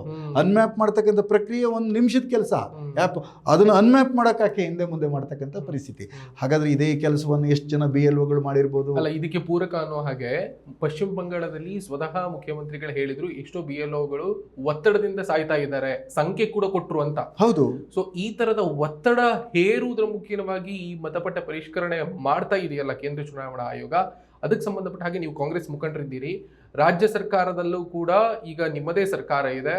ಆಮೇಲೆ ಬರುವ ತಿಂಗಳು ಅಂದ್ರೆ ಏಪ್ರಿಲ್ ಸಂದರ್ಭದಲ್ಲಿ SIR ಪ್ರಕ್ರಿಯೆ ಕರ್ನಾಟಕದಾದ್ಯಂತ ನಡೀತಾ ಇದೆ. ಅದಕ್ಕೆ ಸಂಬಂಧಪಟ್ಟ ಹಾಗೆ ಮ್ಯಾಪಿಂಗ್ ಕೂಡ ನಡೀತಾ ಇದೆ. ಸೊ ಈ ಎಲ್ಲ ಅಂದ್ರೆ ಈಗ ಯಾರೋ ಒಬ್ರು ದಾಖಲೆಗಳನ್ನು ಪೂರೈಸೋದಕ್ಕೋ ಅಥವಾ SIR ಪ್ರಕ್ರಿಯೆಯಲ್ಲಿ ಭಾಗಿಯಾಗುವಂತ ಸಂದರ್ಭದಲ್ಲಿ ಅವರಿಗೆ ಒಂದಿಷ್ಟು ಗೊಂದಲಗಳಿರುತ್ತೆ. ಸರ್ಕಾರ ಇದಕ್ಕೆ ಸಂಬಂಧಪಟ್ಟ ಹಾಗೆ ಯಾವ ನಿಟ್ಟಿನಲ್ಲಿ ಕೆಲಸ ಮಾಡೋದಕ್ಕೆ ಆರಂಭ ಮಾಡಿದೆ ಅಥವಾ ಏನಾದರೂ ಅದಕ್ಕೆ ತಿಳುವಳಿಕೆ ನೀಡುವಂತ ಕೆಲಸ ಆಗ್ತಾ ಇದೆಯಾ? ಏನು ಒಂದು ಸರ್ಕಾರ ಈ ದೃಷ್ಟಿಯಲ್ಲಿ ಇದು ಚುನಾವಣಾ ಆಯೋಗದ ದೊಡ್ಡ ಹೊಣೆಗಾರಿಕೆ. ಸರ್ಕಾರವಾಗಿ ಏನು ಮಾಡ್ಬೋದು ಅಂದರೆ ಸರ್ಕಾರದ ಅಧಿಕಾರಿಗಳು ಅದರಲ್ಲಿ ಪಾಲ್ಗೊಳ್ತಾ ಇದ್ದಾರೆ. ಪಾಲ್ಗೊಳ್ಳಿದಾಗ ಸರ್ಕಾರಕ್ಕೆ ಚುನಾವಣಾ ಆಯೋಗದ ಕೆಲಸದಲ್ಲಿ ಹಸ್ತಕ್ಷೇಪ ಮಾಡ್ತಕ್ಕಂಥ ಅವಕಾಶ ಇಲ್ಲ. ಗೌರ್ಮೆಂಟ್ ಶುಡ್ ಅಸಿಸ್ಟ್, ಚುನಾವಣಾ ಆಯೋಗಕ್ಕೆ ಸಹಕಾರವನ್ನು ಕೊಡಬೇಕು. ಆ ಸಹಕಾರ ಕೊಡೋ ಕೆಲಸವನ್ನು ಸರ್ಕಾರ ಮಾಡಿದೆ. ಇಲ್ಲೆಲ್ಲೂ ಸಹಿತ ಮ್ಯಾಪಿಂಗ್ ಮಾಡ್ತಕ್ಕಂಥಕ್ಕೆ ಸರ್ಕಾರದ ಮಟ್ಟದಲ್ಲಿ ಅದನ್ನು ಅಡ್ಡಗಟ್ಟಿಸ್ತಕ್ಕಂಥದ್ದು ಮತ್ತೊಂದು ಪ್ರಯತ್ನಗಳು ನಡೆದಿಲ್ಲ. ಯಾಕಂದ್ರೆ ಚುನಾವಣಾ ಆಯೋಗದ ಕೆಲಸ ಮುಕ್ತವಾಗಿ ನ್ಯಾಯಸಮ್ಮತವಾಗಿ ನಡಿಬೇಕು ಅಂತ. ನನ್ನ ಮೂಲ ಪ್ರಶ್ನೆ ಇರೋದು, ಚುನಾವಣಾ ಆಯೋಗ ಅವರ ಮತಗಟ್ಟೆ ಅಧಿಕಾರಿಗಳನ್ನು, ಸಂಬಂಧಪಟ್ಟ ಜಿಲ್ಲಾಧಿಕಾರಿಗಳನ್ನು ಈ ನಿಟ್ಟಿನಲ್ಲಿ ಟ್ರೈನ್ ಮಾಡಿಲ್ಲ. ತಾವು ಹೇಳ್ದಂಗೆ ಒತ್ತಡ ಹಾಕ್ತಿದ್ದಾರೆ ಅಷ್ಟೇ. ಮ್ಯಾಪಿಂಗ್ ಪೂರೈಸಿ ಅಂತ ಒತ್ತಡ ಹಾಕ್ತಿದ್ದಾರೆ. ಆ ಒತ್ತಡದೊಳಗೆ ನೆಟ್ವರ್ಕ್ ಪ್ರಾಬ್ಲಮ್ ಇರ್ಬೋದು, ಮ್ಯಾಪಿಂಗ್ ಆಗ್ತಕ್ಕಂಥ ಸಮಸ್ಯೆ ಇರ್ಬೋದು, ಮ್ಯಾಚ್ ಆಗದೆ ಇದ್ದಾಗ ಅವ್ರಿಗೆ ಆಗ್ತಕ್ಕಂಥ. ಈಗ ನಾನು ಅಧಿಕಾರಿ ಒಬ್ಬರು ಮಹಿಳಾ ಅಧಿಕಾರಿ, ಅದರಿಂದ ಹೆಸರನ್ನು ನಾನು ಹೇಳಲ್ಲ, ಮೊಬೈಲ್ ನಂಬರ್ ನಂಗೆ ಹೇಳಲೇಬೇಕು ಅನಿವಾರ್ಯವಾಗಿ ಹೇಳಿದೆ ನಾನು. ಆ ಮಹಿಳಾ ಅಧಿಕಾರಿ ಮಾಡಿರ್ತಕ್ಕಂಥ ದೊಡ್ಡ ತಪ್ಪಲ್ವೇ? ನನಗೆ ಮಾಡಿರೋ ಅನ್ಯಾಯ ಅಲ್ವೇ? ಅದನ್ನು ಈ ರೀತಿ ಅನ್ಯಾಯಗಳನ್ನು ಎಷ್ಟು ಜನ ಪ್ರಶ್ನೆ ಮಾಡಿದ್ದಾರೆ? ತುಂಬ ಜನ ಮತಗಟ್ಟೆ ಓಟನ್ನು ಪರಿಶೀಲನೆ ಮಾಡೋದು ಯಾವಾಗ ಅಂದರೆ ಓಟಿಗೆ ಹಾಕಕ್ಕೆ ಹೋಗೋ ದಿವಸ. ಅದಕ್ಕಿಂತ ಮುಂಚೆ ಈ ಪ್ರಕ್ರಿಯೆಗಳಲ್ಲಿ SIRನ ಏನು ಪ್ರಾರಂಭ ಮಾಡ್ತೀವಿ ಅಂತ ಈ ಪ್ರಾರಂಭಿಕ ಹಂತದಲ್ಲೇ ಇಷ್ಟು ದೊಡ್ಡ ಲೋಪಕ್ಕೆ ಕಾರಣ ಆಗ್ತಿದೆ ಅವ್ರ ಆ್ಯಪು. ಹೇಗೆ ಇದರೊಳಗೆ ಸುಪ್ರೀಂ ಕೋರ್ಟಿಗೆ ಹೋದ ನಂತರ ಸುಪ್ರೀಂ ಕೋರ್ಟ್ ಏನು ಮಾಡ್ತು, ನ್ಯಾಯಾಲಯದ ನ್ಯಾಯಾಧೀಶರ ನೇಮಕ ಮಾಡ್ತು, ಅಪಲೇಟ್ ಅಥಾರಿಟಿಯಾಗಿ ನೇಮಕ ಮಾಡ್ತು. ಎಲ್ಲಿ ಪಶ್ಚಿಮ ಬಂಗಾಳದಲ್ಲಿ ಚುನಾವಣಾ ಅಭ್ಯರ್ಥಿ ಆಗಿರ್ತಕ್ಕಂಥವ್ರೆ ಅವರೇ ಪ್ರಶ್ನೆಯಲ್ಲಿದೆ ಅವ್ರದ್ದು ಮತದಾನ, ಅದಿನ್ನು ಡಿಸ್ಪೋಸ್ ಮಾಡಬೇಕಾಗಿದೆ. ಈ ಕೋರ್ಟು ವಿಚಾರ ಇದನ್ನೆಲ್ಲ ತಗೊಳ್ಳೋದಕ್ಕಾದ್ರೆ ಒಂದು ಹಂತಕ್ಕೆ ಕಾಂಪ್ರಮೈಸ್ಡ್ ಜುಡಿಷರಿ ಅನ್ನೋ ಲೆಕ್ಕಕ್ಕೆ ಈ ಒಂದು ಪ್ರಕರಣ, ಈ ಒಂದು ಪ್ರಕ್ರಿಯೆಯಲ್ಲಿ ಒಂದಿಷ್ಟು ಅಭಿಪ್ರಾಯಗಳು, ಚರ್ಚೆಗಳು ಆಗಿರೋದನ್ನು ಕೂಡ ನಾವು ಗಮನಿಸಿ. ಇಲ್ಲ, ಇಂಡಿಪೆಂಡೆನ್ಸಿ ಆಫ್ ಜುಡಿಷಿಯರಿ ಅನ್ನೋದು ಇದೆಯಲ್ಲ, ಅದು ಪ್ರಶ್ನಾರ್ಹ ಅನ್ನೋದು ಇತ್ತೀಚಿನ ದಿನಗಳಲ್ಲಿ ಭಾರಿ ಗಟ್ಟಿಯಾಗಿ ಗೊತ್ತಾಗ್ತಾ ಇದೆ. ಆದರೂ ಸಹಿತ ಸುಪ್ರೀಂ ಕೋರ್ಟ್ನ ಮಧ್ಯಪ್ರವೇಶದ ಕಾರಣಕ್ಕಾಗಿ ಏನು ನ್ಯಾಯಾಂಗದ ಅಧಿಕಾರಿಗಳ ಸೂಪರ್ವಿಷನ್ ನಡೀತಾ ಇದೆ ಅಥವಾ ಅಪಲೇಟ್ ಅಥಾರಿಟಿಗಳಾಗಿ ಏನು ಮಾಡ್ತಾ ಇದ್ದಾರೆ, ಅವರು ಒಂದು ಟೈಮ್ ಬೌಂಡಲ್ಲಿ ಅರ್ಜಿಯನ್ನು ಡಿಸ್ಪೋಸ್ ಮಾಡ್ತಾರೆ. ಆದರೆ ಈ ಸಮಸ್ಯೆಗಳನ್ನೆಲ್ಲ ಯಾಕೆ ನಾಗರಿಕರನ್ನು ದುಡ್ತಾ ಇದ್ದೀರಿ? ಅಲ್ಲಿ ಪಶ್ಚಿಮ ಬಂಗಾಳದಲ್ಲಿ BJP ಪಕ್ಷದ ಅಭ್ಯರ್ಥಿ ಆದವನಿಗೂ ಈ ಸಮಸ್ಯೆ ಆಗ್ಬಿಟ್ಟಿದೆ. ಈ ಸಮಸ್ಯೆ ಆಗ್ಬಿಟ್ಟಿದೆ. ಯಾಕೆ ಇದನ್ನ ನಾಗರಿಕರನ್ನ ದುಡ್ತಾ ಇದ್ದೀರಿ ಈ ತೊಂದರೆಗಳಿಗೆ? ನೀವು ದೋಷಪೂರಿತವಾದ ಆ್ಯಪ್ ಇಟ್ಕೊಂಡಿದ್ದೀರೋ, ದುರುದ್ದೇಶಪೂರಿತವಾಗಿ ನೀವು ಹೇಳಿದಂತೆ ಕೆಲವು ಹೆಸರುಗಳನ್ನ ಡಿಲೀಟ್ ಮಾಡಬೇಕು ಅಂತ. ಉದಾಹರಣೆಗೆ ನನ್ನ ಹೆಸರು, ನಾನು ತುಂಬ ಜನ ರೂಢಿಗತವಾಗಿ ಸುಧೀರ್ ಕುಮಾರ್ ಮರವಳ್ಳಿ, ಸುಮಾರು ಜನ ನನ್ನ ಹೆಸರನ್ನ ಅದು ಬರಿಬೇಕಾದ್ರೆ SUDHEER ಅಂತಲೂ ಬರೀತಾರೆ, SUDHIR ಅಂತಲೂ ಬರೀತಾರೆ, SUDIR ಅಂತ ಬರೀತಾರೆ, SUDEER ಅಂತ ಬರೀತಾರೆ. ಸೊ ಈ ರೀತಿ ಬೇರೆ ಬೇರೆ ಸಮುದಾಯಗಳಲ್ಲಿ ಯಾರೋ ನನ್ನ ಸ್ನೇಹಿತರು ಹೇಳ್ತಿದ್ರು, ಮುಸಲ್ಮಾನರಲ್ಲಿ ವಿಶೇಷವಾಗಿ ಮೊಹಮ್ಮದ್ ಅನ್ನುವಂಥ ಹೆಸರನ್ನ 15 ತರಹದಲ್ಲಿ ಬರೀಲಿಕ್ಕೆ ಅವಕಾಶ ಇದೆ. ಸೊ ಈ ರೀತಿಯಾಗಿ ಇವರು ಮ್ಯಾಪಿಂಗ್ ಪ್ರಕ್ರಿಯೆಗಳನ್ನು ತಪ್ಪಾಗತ್ತೆ. ಈಗ ನಂದು ಉದಾಹರಣೆ ಕೊಟ್ಟಂಗೆ, ಇವರು ಯಾವ ಮೊಹಮ್ಮದನ್ ಜೊತೆ ಯಾರನ್ನ ಮ್ಯಾಪ್ ಮಾಡ್ತಾರೆ, ಯಾವ ಶ್ರೀರಾಜ್ ಜೊತೆ ಯಾರನ್ನ ಮ್ಯಾಪ್ ಮಾಡ್ತಾರೆ, ಇದು ಈ ಗೊಂದಲದಿಂದ ಚುನಾವಣಾ ಆಯೋಗ ಹೊರಗೆ ಬಂದಿಲ್ಲ. ಮತ್ತು ಕರ್ನಾಟಕದಲ್ಲಿ ಏನು SIR ಮಾಡ್ತೀವಿ ಅಂತ ಸುತ್ತೋಲೆಯನ್ನು ಕಳಿಸ್ತಾರಲ್ಲ, ಆ ಸುತ್ತೋಲೆನ ಬಿಹಾರಕ್ಕೆ ತಯಾರು ಮಾಡಿರ್ತಕ್ಕಂಥ ಸುತ್ತೋಲೆನೆ ಕರ್ನಾಟಕಕ್ಕೆ ಕೊಟ್ಟಿದ್ದಾರೆ. ಅದನ್ನ ಕರ್ನಾಟಕದವ್ರು ನೀವು ಅದನ್ನ ಅಳವಡಿಸ್ಕೊಳ್ಳಿ, ಅದರಂತೆ ಮಾಡ್ರಿ ನೀವು ಅಂತ ಹೇಳ್ತಾ ಇದ್ದಾರೆ. ಅಂದರೆ ಚುನಾವಣಾ ಆಯೋಗ ಅನ್ನುವುದೇ ಒಂದು ಸಮರ್ಪಕವಾಗಿ ಕೆಲಸ ಮಾಡ್ತಾ ಇಲ್ಲ. ಈಗ ತಾವು ಗಮನಿಸಿದ್ದೀರಿ, ನಿನ್ನೆ ಮೊನ್ನೆ ಬಂದಿದೆ, ಅವರು ಯಾರು CEC chief election commissioner Gyanesh Kumar ಅವರು ಇದನ್ನು ಕೇರಳದಲ್ಲಿ ಅವರ ಅಧಿಕೃತ ಲೆಟರೇಟ್ಗಳಿಗೆ BJP ಪಕ್ಷದ ಸೀಲ್ ಬಿದ್ದಿದೆ, ಅದು ತಾಂತ್ರಿಕವಾಗಿ ಆಗಿರ್ತಕ್ಕಂಥದ್ದು ಲೋಪ, ಸಾರಿ ಅಂತ ಹೇಳಿದ್ದಾರೆ ಅವರು. ಅರೆ ಇದು ಯಾಕೆ ಬಿ ಜೆ ಪಿ ಸೀಲ್ಗಳು ನಿಮ್ಮ ಕಚೇರಿಲಿ ಹೋಗಿ ಯಾಕೆ ನಿಲ್ತಾ ಇದ್ದಾವೆ, ಏನು ಇದನ್ನು ಮುಕ್ತವಾಗಿ ಹೇಳಬೇಕಲ್ಲ. ಮತ್ತು ಚೀಫ್ ಎಲೆಕ್ಷನ್ ಕಮಿಷನರ್ನ ನಾವು ಪ್ರಶ್ನೆ ಮಾಡ್ತೀವಿ. ಯಾರ್ಯಾರು ಪ್ರಶ್ನೆ ಮಾಡಬೇಕು? ಬಿ ಜೆ ಪಿ ಪಕ್ಷದವರು ಪ್ರಶ್ನೆ ಮಾಡಬೇಕು, ಕಾಂಗ್ರೆಸ್ನವರು ಪ್ರಶ್ನೆ ಮಾಡಬೇಕು. ನಾವು ಅವ್ರನ್ನ ಪ್ರಶ್ನೆ ಮಾಡಿದ್ರೆ ಅವ್ರನ್ನ ಡಿಫೆಂಡ್ ಮಾಡೋಕ್ಕೆ ಬರೋದು ಚುನಾವಣಾ ಆಯೋಗದ ಅಧಿಕಾರಿಗಳಲ್ಲ, ಡಿಫೆಂಡ್ ಮಾಡ್ತಾ ಇರೋದು ಭಾರತೀಯ ಜನತಾ ಪಕ್ಷದವರು. ಇದು ಎಂಥ ವಿಚಿತ್ರ ಇದು. ಹಾಗಾಗಿ ಇಲ್ಲಿ CEC ಅನ್ನುವಂಥದ್ದು ಮುಕ್ತವಾಗಿಲ್ಲ, ಅಥವಾ ಅದರ ಕಾರ್ಯಚಟುವಟಿಕೆಗಳು ಪಾರದರ್ಶಕವಾಗಿ ಇಲ್ಲ, ಮತ್ತು ಅದು ಇದಕ್ಕೆ ಒಂದು ಧ್ವನಿಪೂರ್ಣ ಸಿದ್ಧತೆಯಲ್ಲ ಮಾಡ್ಕೊಂಡಿಲ್ಲ ಅನ್ನುವಂಥದ್ದು ಈ ಮೂಲಕ ಗೊತ್ತಾಗ್ತಿದೆ. ಇಲ್ಲ, ಇದನ್ನು ಪೊಲಿಟಿಕಲ್ ಆ್ಯಂಗಲ್ ಅಲ್ಲಿ ನೋಡೋದಾದ್ರೆ ಸುಧೀರ್ ಕುಮಾರ್ ಮುರಳಿ ಅವರ, ಈಗ 2024 ಲೋಕಸಭಾ ಚುನಾವಣೆಯಲ್ಲಿ ಒಂದು ಹಂತಕ್ಕೆ ಹಿನ್ನಡೆ ಆಯಿತು BJP ನೇತೃತ್ವದ ಮೈತ್ರಿಗೆ. ಅಲ್ಲಿಂದ ಈ SIR ಪ್ರಕ್ರಿಯೆಯನ್ನ ಮಾಡುವುದಕ್ಕೆ ಪ್ರಾರಂಭ ಮಾಡ್ತು ಅನ್ನೋದನ್ನು ನಾವು ಗಮನಿಸಬೇಕಾಗುತ್ತೆ. ಒಂದು ಇಂಟರ್ನಲ್ ಪ್ರೆಷರ್ BJP ಮತ್ತು NDA ಮೈತ್ರಿಕೂಟಕ್ಕಿತ್ತು. ತನ್ನ ಅಸ್ತಿತ್ವವನ್ನು ಉಳಿಸಿಕೊಳ್ಬೇಕು, ಇಷ್ಟು 400 ಪಾರ್ ಅನ್ನೋದಲ್ಲ ಹೇಳಿಕೊಂಡು ನರೇಂದ್ರ ಮೋದಿ ಚುನಾವಣೆಯನ್ನು ಎದುರಿಸಿದ್ರು. ಅದಾದ ಬಳಿಕ ಅವರ ಕ್ಷೇತ್ರಗಳು ಎಷ್ಟು ಬಂದಿರೋದು ಅದೆಲ್ಲವೂ ಕೂಡ ಗೊತ್ತಿರುವಂಥ ವಿಷಯ. ಅದೊಂದು ಇತಿಹಾಸ ಅನ್ನೋ ರೀತಿಯಲ್ಲಿ ಆಯಿತು ಅಂತ. ಅದಾದ ಬಳಿಕ ನಡೆದಿರುವಂತಹ ಕೆಲವು ರಾಜ್ಯಗಳ ಚುನಾವಣೆಗಳ ಪೂರ್ವವಾಗಿ, ಚುನಾವಣೆಗೆ ಇನ್ನೇನೋ 1-2-3 ತಿಂಗಳಿರುವ ಸಂದರ್ಭದಲ್ಲಿ SIR ಪ್ರಕ್ರಿಯೆಯನ್ನು ಮಾಡಿಸೋದಕ್ಕೆ ಪ್ರಾರಂಭ ಮಾಡ್ತು ಅಂತ. ಸೊ ಒಟ್ಟಿನಲ್ಲಿ ನಾವಿಲ್ಲಿ ಗಮನಿಸೋದಾದ್ರೆ SIR ಒಂದು ಟೈಮ್ ಕನ್ಸ್ಯೂಮಿಂಗ್ ಒಂದು ಪ್ರೋಸೆಸ್. ಅದು 2 ತಿಂಗಳಲ್ಲಿ ನೀವು SIR ಕಂಪ್ಲೀಟ್ ಮಾಡಿಕೊಂಡು ನಾವು ಮತಪಟ್ಟಿಯನ್ನು ಬಿಡುಗಡೆ ಮಾಡ್ತೀವಿ, ಇಷ್ಟು ಜನನ ನಾವು ಹೊರಗೆ ಹಾಕ್ತೀವಿ, ಆ ಅಧಿಕಾರವನ್ನೇ ಅವರಿಂದ ಕಿತ್ತುಕೊಳ್ತೀವಿ. ಇದೊಂದು ಒಂದು ಹಂತಕ್ಕೆ ನೋಡೋದಾದ್ರೆ ಒಂದು ಪೊಲಿಟಿಕಲ್ ಹುನ್ನಾರ ಇಲ್ಲಿ ಸ್ಪಷ್ಟವಾಗಿ ಕಾಣಿಸ್ತಾ ಇದೆ. ಅಲ್ಲ, ರಾಜಕೀಯ ಹುನ್ನಾರ ಇದೆ ಅನ್ನೋದು ಚುನಾವಣಾ ಆಯೋಗದ ಕಾರ್ಯಶೈಲಿಯಿಂದಲೇ ನಮ್ಗೆ ಅನುಮಾನ ಬರ್ತಾ ಇದೆ. ಚುನಾವಣಾ ಆಯೋಗ ಅನ್ನುವಂಥದ್ದು ಯಾವಾಗ ಆಳುವ ಪಕ್ಷದ ಕೈಗೊಂಬೆಯಾಗಿ ವರ್ತಿಸುತ್ತೋ, ಚುನಾವಣಾ ಆಯೋಗದ ವೇಳಾಪಟ್ಟಿಯನ್ನು ಹಾಕುವ ಸಂದರ್ಭದಲ್ಲಿ, ಚುನಾವಣಾ ಆಯೋಗದವ್ರು ವೇಳಾಪಟ್ಟಿ ಹೇಳೋ ಮುಂಚೆ ಭಾರತೀಯ ಜನತಾ ಪಕ್ಷದ ಸ್ಪೋಕ್ಸ್ ಪರ್ಸನ್ ಪ್ರೆಸ್ ಮೀಟಲ್ಲಿ ಹೇಳ್ತಾನೆ ಚುನಾವಣಾ ಇಷ್ಟ ಹಂತದಲ್ಲಿ ಚುನಾವಣೆ ನಡೆಯುತ್ತೆ ಅಂತ. ನಡೆದುಬಿಟ್ಟಿದೆ, ಈ ರೀತಿಯ ಪ್ರಕ್ರಿಯೆಗಳು ನಡೆದುಬಿಟ್ಟಿದೆ, ಜನ ಮರಿತಾ ಇದ್ದಾರೆ ಅಷ್ಟೇ. ಸೊ ಇದು ಚುನಾವಣಾ ಆಯೋಗ ಆಳುವ ಪಕ್ಷದೊಂದಿಗೆ ಒಂದು ಅಪವಿತ್ರ ಮೈತ್ರಿಯೊಂದಿಗೆ ಈ SIR ಜಾರಿಗೆ ಹೊರಟಿದೆ ಅನ್ನುವಂಥದ್ದು ನನಗನ್ಸುತ್ತೆ. ಅಕ್ರಮ ಸಂಬಂಧ, ಅನೈತಿಕ ಸಂಬಂಧ. ಮತ್ತು ಭಾರಿ ಗಂಭೀರವಾಗಿ ಇನ್ನೊಂದು ಯೋಚನೆ ಮಾಡಬೇಕು ಅಂತಂದರೆ, ಪಶ್ಚಿಮ ಬಂಗಾಳದ ಮುಖ್ಯಮಂತ್ರಿಗಳು ಮಮತಾ ಬ್ಯಾನರ್ಜಿಯವರು ಅದನ್ನೇ ಪ್ರಶ್ನೆ ಮಾಡಿದ್ರು ಸುಪ್ರೀಂ ಕೋರ್ಟ್. ನಂದು ಎಲೆಕ್ಷನ್ ಇದೆ, ಈಗ ಯಾಕೆ SIR ಜಾರಿಗೆ ಹೊರಟಿದ್ದೀರಿ? ನೀವು 1 ವರ್ಷದ ಮುಂಚೆ ಯಾಕೆ ಮಾಡಿಲ್ಲ, 2 ವರ್ಷದ ಮುಂಚೆ ಯಾಕೆ ಮಾಡಿಲ್ಲ, ಅಥವಾ ಎಲೆಕ್ಷನ್ ಮುಗಿಸಿ ಮಾಡಿ ಅಲ್ಲ. ಅವ್ರು ಹಾಗೆ ನೋಡೋದಕ್ಕೋದ್ರೆ ಉತ್ತರ ಪ್ರದೇಶದ ಎಷ್ಟು ಬೇಗ ಮಾಡಿಬಿಟ್ರು ನೋಡಿ. ಉತ್ತರ ಪ್ರದೇಶದವ್ರು ಮಾಡಿಬಿಟ್ಟಿದ್ದಾರೆ. ಉತ್ತರ ಪ್ರದೇಶದ ಪರಿಣಾಮಗಳನ್ನು ನಾವು ಮುಂದೆ ನೋಡ್ಬೇಕೀಗ. ಬಿಹಾರದ ಪರಿಣಾಮಗಳನ್ನ ನಾವು ನೋಡ್ಬಿಟ್ಟಿದ್ದೀವಿ. ಇಡೀ ಚುನಾವಣಾ ಆಯೋಗ ಮತ್ತು ಒಂದು ಆಯೋಗ ಇದೆಯಲ್ಲ, ಆಳುವ ಪಕ್ಷದ ಜೊತೆ ಕೈ ಜೋಡಿಸ್ತಾ ಇದೆ ಅನ್ನುವ ಒಂದು ಪಬ್ಲಿಕ್ ಡೊಮೈನಿನ ಚರ್ಚೆ ಇದೆಯಲ್ಲ, ಅದೇ ಒಂದು ಅಪಾಯಕಾರಿಯಾಗಿದೆ ಅಂತ. ಅದೊಂದು ನಮಗೆ ಒಂದು ಧೈರ್ಯವನ್ನು ಕೊಡಲಾರದು, ಒಂದು ನಂಬಿಕೆಯನ್ನು ಸೃಷ್ಟಿ ಮಾಡ್ತಾ ಇಲ್ಲ. ಚುನಾವಣಾ ಆಯೋಗ ತನ್ನನ್ನು ತಾನು ಈಗ ರುಜುವಾತ್ ಮಾಡಿಸ್ಕೊಳ್ಬೇಕಾದ ಕಾಲ ಇದೆ. ಅವ್ರು ತನ್ನನ್ನು ತಾನು, ನಾವು ಅಟಾನಮಸ್ ಬಾಡಿ ಇದ್ದೀವಿ, ನಮ್ಮ ಮೇಲೆ ಆಳುವ ಪಕ್ಷದ ಯಾವುದೇ ಒತ್ತಡಗಳು ಬೀಳ್ತಾ ಇಲ್ಲ ಅನ್ನೋದನ್ನು ತಮ್ಮನ್ನು ತಾವು ರುಜುವಾತ್ ಮಾಡಿಸ್ಕೊಳ್ಬೇಕಾದಂಥ ಹೊಣೆಗಾರಿಕೆ ಚುನಾವಣಾ ಆಯೋಗಕ್ಕಿದೆ. ಆದ್ದರಿಂದ ಈಗ ವೈಯಕ್ತಿಕವಾಗಿ ನನ್ನ ಪಿಟಿಷನ್ನಲ್ಲಿ ಈ ತಪ್ಪುಗಳನ್ನು ಆಧಾರವಾಗಿಟ್ಟುಕೊಂಡು ಚುನಾವಣಾ ಆಯೋಗ ಕರ್ನಾಟಕದ BLOಗಳಿಗೆ ಏನು ಸುತ್ತೋಲೆಗಳನ್ನು ಕೊಡ್ತದೆ. ನಾನು ಯಾರೋ BLO ಒಬ್ಬ ಕೆಳಮಟ್ಟದ ಅಧಿಕಾರಿ, ಚುನಾವಣಾ ಆಯೋಗ ನಾನು ಮೊದಲೇ ಹೇಳ್ದಂಗೆ ಒಬ್ಬ ಪ್ರಾರಂಭಿಕ ಅಧಿಕಾರಿ ಇದ್ದಂಗೆ ಚುನಾವಣಾ ಆಯೋಗದ, ಆ ವ್ಯಕ್ತಿಗಳಿಗೆ ನಂದು ಒತ್ತಡ ಅಲ್ಲ, ಅವರನ್ನು ಪ್ರಾಪರಾಗಿ ಟ್ರೈನ್ ಮಾಡೋದ ಮತ್ತು ಅವರಿಗೆ ಹೆಸರು ನೋಡಿ ಸರ್, ಆ ಆ್ಯಪಲ್ಲಿ ಸೀರಿಯಲ್ ನಂಬರು ಮತ್ತು ಹೆಸರು ಮತ್ತು ಪಾರ್ಟ್ ಇವಿಷ್ಟು ಈಕ್ವಲ್ ಆಗಿ ಮ್ಯಾಚ್ ಆದರೆ ಮಾತ್ರ ಮ್ಯಾಪಿಂಗ್ ಮಾಡಿ ಅಂತ ಕೊಟ್ಬಿಟ್ಟಿದ್ರೆ ಸಮಸ್ಯೆನೇ ಇರಲಿಲ್ವಲ್ಲ. ಅದು ಹೆಸರಿನ ಜೊತೆ ಮ್ಯಾಪ್ ಮಾಡ್ಕತಾ ಇಲ್ಲ, ಅದು ಮ್ಯಾಪ್ ಮಾಡ್ಕತಿರೋದು ಪಾರ್ಟ್ ನಂಬರು ಸೀರಿಯಲ್ ನಂಬರ್ ಮೇಲೆ ಮಾತ್ರ ಮ್ಯಾಪ್ ಮಾಡ್ಕೋತಾ ಇದೆ. ಸೊ ಇವ್ರು ಯಾವ ಪಾರ್ಟನ್ನು ಚೂಸ್ ಮಾಡ್ತಾ ಇದ್ದಾರೆ? ಸೊ ಈಗ ನಂದೇ ಉದಾಹರಣೆ, ಈಗ ನಾನು ಎಲ್ಲ ದಾಖಲೆಗಳನ್ನು ತಂದಿದ್ದೀನಿ. ಅವ್ರು ನನ್ನನ್ನು ಮ್ಯಾಪ್, ನಂದು ಆಲ್ರೆಡಿ ನನ್ನ ವೋಟನ್ನು ಬೆಂಗಳೂರಿನ ಒಂದು ವಿಧಾನಸಭೆ ಕ್ಷೇತ್ರದಲ್ಲಿ ಮ್ಯಾಪ್ ಮಾಡಿರ್ತಕ್ಕಂಥದ್ದನ್ನು ನಾನು ದಾಖಲೆ ತಂದಿಟ್ಟಿದ್ದೀನಿ. ಈಗ ಅವರನ್ನು ಅನ್ಮ್ಯಾಪ್ ಮಾಡಿ ನಾನು ನಿಜವಾಗ್ಲೂ ನನ್ನ ಮ್ಯಾಪ್ ಮಾಡಿರೋದ್ರ ಬಗ್ಗೆ ನನಗೆ ಪ್ರೂಫ್ ಬೇಕು ಅಂತೇಳಿ ನನ್ನ BLO ಹತ್ರ ನಾನೊಬ್ಬ ನಾಗರಿಕನಾಗಿ, ಒಬ್ಬ ಪ್ರಜೆಯಾಗಿ ನನಗದು ಬೇಕು, ನಂದು ಪ್ರಾಪರಾಗಿ ಮ್ಯಾಪ್ ಆಗಿದೆ ಅನ್ನೋದಕ್ಕೆ ನನಗೆ ಬೇಕು ಅನ್ನೋದನ್ನು ನಾನು ಸ್ಕ್ರೀನ್ಶಾಟ್ ತೆಗೆಸಿ ಇಟ್ಕೊಂಡಿದ್ದೀನಿ. ಅಟ್ಲೀಸ್ಟ್ ಈಗ ನೀವು ಹೇಳಿದ್ಮೇಲೆ ಆಗಿದೆಯಾ? ಹೇಳಿದ್ಮೇಲೆ ಆಗಿದೆ. ಈಗ ಹೇಳಿದ್ಮೇಲೆ ಅದು ಮೊದಲು ಬೇರೆಯವರು ಮ್ಯಾಪ್ ಮಾಡಿದ್ದು ಇದೆ ನನ್ನ ಹತ್ರ, ಮತ್ತು ನನ್ನ ಮತಗಟ್ಟೆ ಅಧಿಕಾರಿ ತನ್ನದಲ್ಲದ ಬೂತಿನಿಂದ ನನ್ನದಲ್ಲದ ಬೂತಿನಿಂದ ಇದು ನಾನು ಸುಧೀರ್ ಕುಮಾರ್ ಮುರೊಳ್ಳಿ, ಇವರು ಯಾವುದೋ ಸೀರಿಯಲ್ ನಂಬರಿನ ಸುಧೀರ ಸನ್ ಆಫ್ ರತ್ನಮ್ಮ, ಅದು ನನ್ನ ತಾಯಿ ಹೆಸರು ರತ್ನಮ್ಮ ಹೌದು, ಆದರೆ ಈ ಸುಧೀರನಿಗೆ ರತ್ನಮ್ಮ ಇರೋದು, ಈ ಸುಧೀರ ಬೇರೆ ಇದ್ದಾರೆ, ಇವರಿಗೊಬ್ರು ವೀಣಾ ಅಂತ ಪತ್ನಿ ಇದ್ದಾರೆ. ಯಾರ್ದೋ ಹೆಸರು ಜೊತೆ ನನ್ನನ್ನು ಮ್ಯಾಪ್ ಮಾಡಿಬಿಟ್ರೆ ಅವರು, ಮ್ಯಾಪ್ ಮಾಡಿದ್ದನ್ನು ಅನ್ಮ್ಯಾಪ್ ಮಾಡಿಸ್ಕೊಂಡಿದ್ದೀನಿ. ಅಧ್ವಾನ ಅಂತ. ಈ ಅಧ್ವಾನಗಳಿಗೆ ಯಾರು ಉತ್ತರ ಕೊಡಬೇಕಾಗಿದೆ? ಇದನ್ನು ಯಾರು ಸರಿಪಡಿಸಬೇಕಾಗಿದೆ? ಇದು ಆಳುವ ಪಕ್ಷದ ಕೆಲಸ ಅಲ್ಲ, ಇದು ಚುನಾವಣಾ ಆಯೋಗದ ಕೆಲಸ.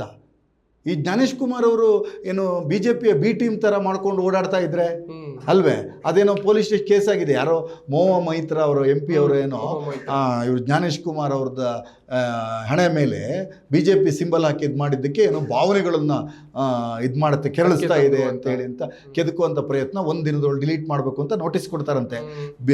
ಚುನಾವಣಾ ಆಯೋಗದ ಅಧಿಕೃತವಾದ ಲೆಟರ್ ಹೆಡ್ಗೆ BJP ಸೀಲ್ ಬೀಳ್ತಾ ಇದೆಯಲ್ಲ, ಅದು ಯಾವುದು ಅಂತ ಉತ್ತರ ಕೊಡಬೇಕು ಜ್ಞಾನೇಶ್ ಕುಮಾರ್.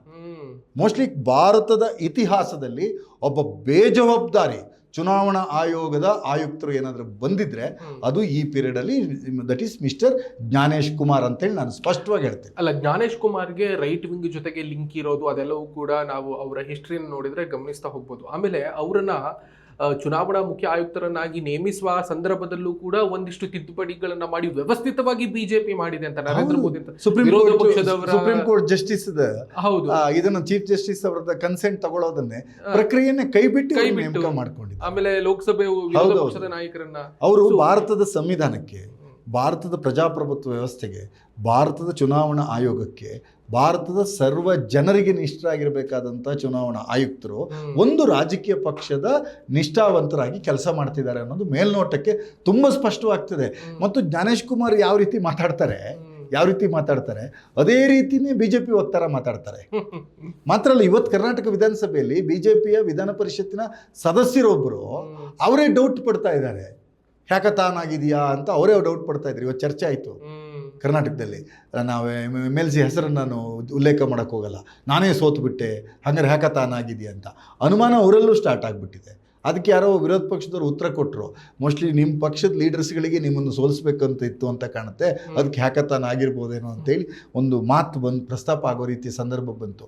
ಭಾರತದ ಇತಿಹಾಸದಲ್ಲಿ ಮೊದಲ ಬಾರಿಗೆ ಚುನಾವಣಾ ಆಯೋಗ ಈ ರೀತಿಯಾಗಿ ಪ್ರಶ್ನಾರ್ಹವಾಗ್ತಾ ಇದೆ. ಆ ಪ್ರಶ್ನಾರ್ಹ ಆಗ್ತಕ್ಕಂಥ ಪ್ರಕ್ರಿಯೆಯಿಂದ ಹೊರಗೆ ಬರತಕ್ಕಂಥ ಹೊಣೆಗಾರಿಕೆ ಚುನಾವಣಾ ಆಯೋಗಕ್ಕೆ ಇದೆ. ಅದು ಜನರಲ್ಲಿ ತನ್ನ ನಂಬಿಕೆಯನ್ನು ಪುನರ್ಸ್ಥಾಪನೆ ಮಾಡಿಸ್ಕೊಳ್ಬೇಕು. ಒಬ್ಬ ನಾಗರಿಕನ ಓಟು ತಪ್ಪಿ ಹೋದ್ರೂ ಅವನಿಗೆ ಮಾಡೋ ಅನ್ಯಾಯ ಅಲ್ವೇ? ಮತ್ತು ಇದೆಲ್ಲವೂ ಸಹಿತ SIR ಪ್ರಕ್ರಿಯೆಗಳು ಇವೆಲ್ಲವೂ ಇದಾವಲ್ಲ, ಇವೆಲ್ಲ NRCಗೆ ಎಕ್ಸಾಕ್ಟ್ಲಿ ಅದನ್ನ ಪಶ್ಚಿಮ ಬಂಗಾಳದ ಮುಖ್ಯಮಂತ್ರಿ ದೀದಿ ಮಮತಾ ಬ್ಯಾನರ್ಜಿ ಸ್ಪಷ್ಟವಾಗಿ ಉಲ್ಲೇಖಿಸಿದ್ರು.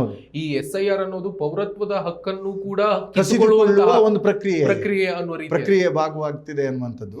ಮೋಸ್ಟ್ಲಿ ಆ ಅನುಮಾನಗಳು ಮುಂದಿನ ದಿನಗಳಲ್ಲಿ ಸತ್ಯವಾಗ್ಬೋದು.